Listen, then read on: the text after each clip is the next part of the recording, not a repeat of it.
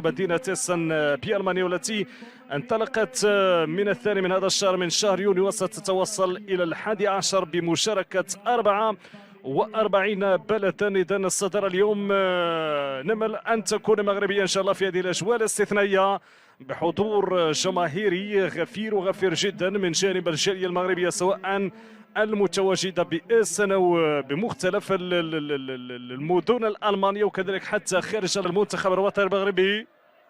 في أول بناء هجومي ونعملها هنا ضغط افتكاك الكرة، لاحظوا وتابعوا التفاعل. الفرصة الأولى ودير لقطة عملية التحضير.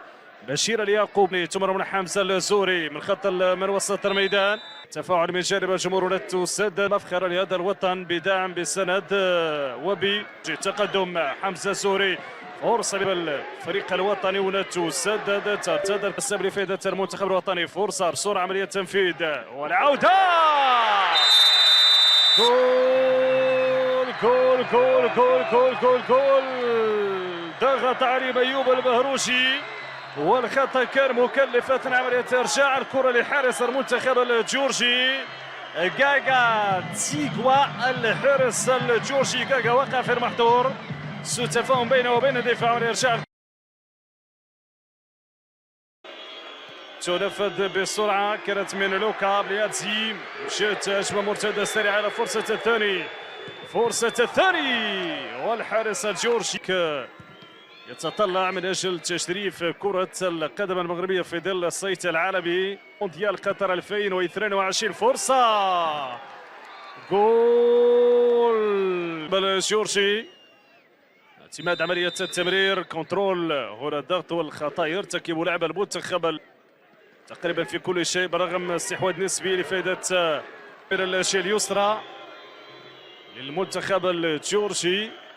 الوطنية تمرير أمامية، فرصة خروج الحارس المنتخب جانب يوسف توفيق لفائدة بشير اليعقوبي. بشير استلم، بشير اعتمد على القنطرة الصغيرة لفريق الوطني. هنا تقدم من وسط الميدان.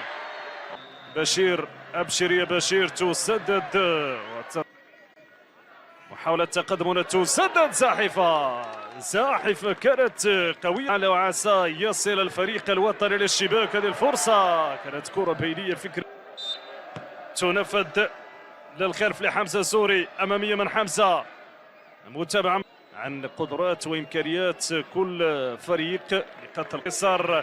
بشير اليعقوبي تمرر فرصة، لا يمررها هو يوسف بالكاس. اللقطة الأولى بالكاس يلا بالكاس، تسدد يتقدم من خلاله الفريق الوطني. عودة بشير اليعقوبي للطرف الأيسر، حمزة الزوري. الفريق الوطني آخر انفاس المرات، نسير نحو الجولة الأولى. نتيجة التعادل هدف مقابل هدف. كرة لمصطفى، ثم الهدف اللي كان سجله قبل ذلك في حدود الدقيقة الخامسة لاتشا توتاتزي أملول. إذا تلعب منتخب الجورجي، تسدد بالرغم أن كانت من زاوية ضيقة. إذا أملول في عملية التصدي، سوء على مستوى التغطية، جدار دفاعي مهم. هنا قدم يوسف توفيق، أمامية خطوات، فرصة مغربية لكن سالت لفائدة هذه البطولة لكرة القدم السداسية. مشات أمامية توفيق للزباق، يوسف بالكاس مرة أخرى. راتيل يسدد، استلم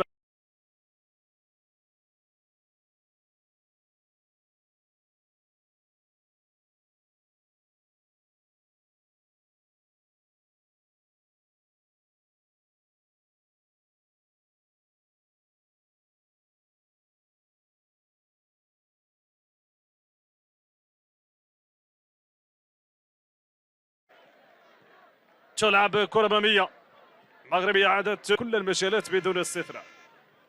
عاد والجمهور المغربي والجالية المغربية التي تشرف. هنا تسدد كرة على الكرة، ضاع فرصة هنا خطيرة.